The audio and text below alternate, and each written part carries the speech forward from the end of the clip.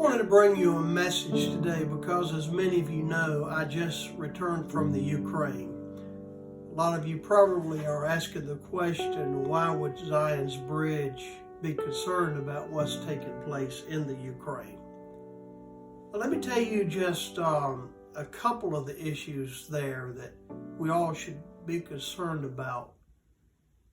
The one that really I think has grasped my heart the most has been the fact that there are many orphanages throughout the Ukraine. Ukraine has had more orphanages than most European countries. And what's also making a situation more serious is that the areas that Russia now is occupying, that they are claiming as their own properties, especially when you get down toward the Black Sea and then on the western part of the country, they're overtaking many of these cities. And there are inside some of these places orphanages. Children that cannot safely be removed at this point.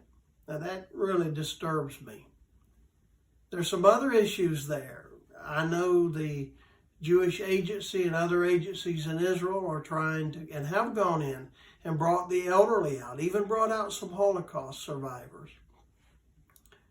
But I think right now what disturbs me the most is these orphanages. I've told my family, I could not handle the thought to know that my grandchildren were in one of these orphanages, having to live inside the basement as a bomb shelter. No child should have to endure that. Now, on top of that, there's other issues taking place, and that is the way these children are being abused. Some of them are being used as forced labor. Sex trafficking is over the top in that part of the country. I read recently some statistics that say that 70%, listen, 70% of the girls that go through the orphanages wind up in some type of prostitution. 60% of the boys, within 2 years of the time that they leave the orphanages, find themselves in prison. And 10% of the children that are raised in these orphanages, 10% will commit suicide. Now that's unacceptable. Now, Zion's Bridge cannot make a huge difference. But we're looking at ways to help at least fulfill the mandate that God has placed upon us to bring all of the Jewish people back to Israel. Isaiah 41, 42, Isaiah 49, God says, come back. Come back from the north, the east, the west, and the south. These are the Jewish people from the north that need to be brought back. And one of the greatest concentrations of Jews in the world, other than Israel itself and other than New York City, is then found in the Ukraine. We are praying, we are believing God. Zion's Bridge recently gave over $12,000, along with my personal visit to the Ukraine, to try to help make this possible. And that's all I can say about it. I can't even tell you areas where we're working. It's too sensitive. I can't tell you how we're going about it. All I can tell you is that is a very serious need that has gripped my heart over the last couple of weeks as I found this situation to be the case. Now I'm asking you to pray about these orphanages where these children are held, that they will somehow, that God will take them into loving homes. That's what we're praying for. I'm not a political person. I don't understand all of the policies involved between Ukraine and Russia and who deserves what land. All I know is that there's some children that need to be released. Now let me tell you something, Ezekiel 38. I don't think it's right at our doorstep, but I think it's moving very close. And when I first heard that Russia had gone into the Ukraine, I began to say at that point, well, this is going to rush up, Ezekiel 38. But then I had a problem, because in Ezekiel 38, Magog from the north comes against Israel because they want what the Bible calls its booty. In other words, it's groceries, it's food. Russia has a food problem.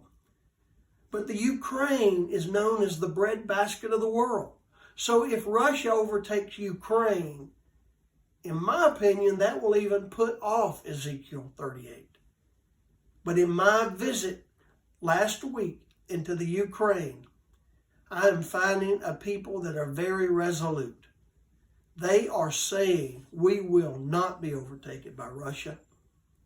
We will always be Ukrainians. And I was touched by their resolve to stay that way.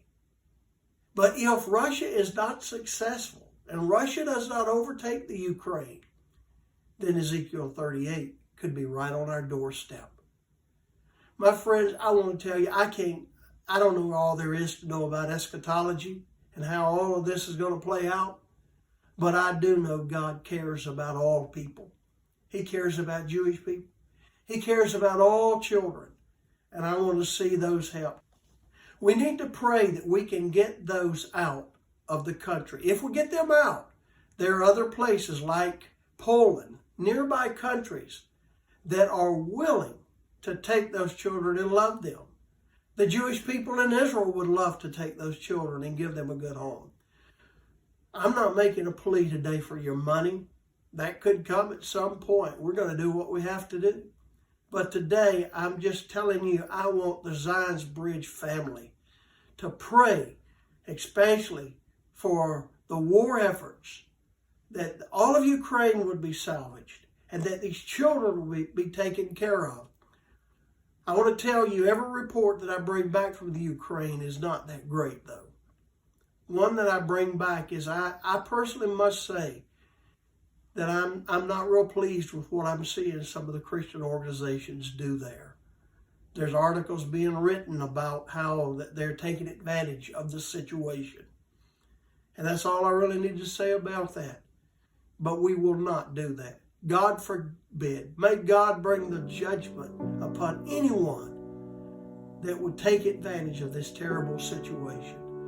Please pray for the Ukrainians. Please pray for the safety of these children and the safety of the elderly that cannot get out of there. They have no way to leave their homes at this point. And we call upon you for that today. And may the blessings of the Lord be upon you, is my prayer. Shalom.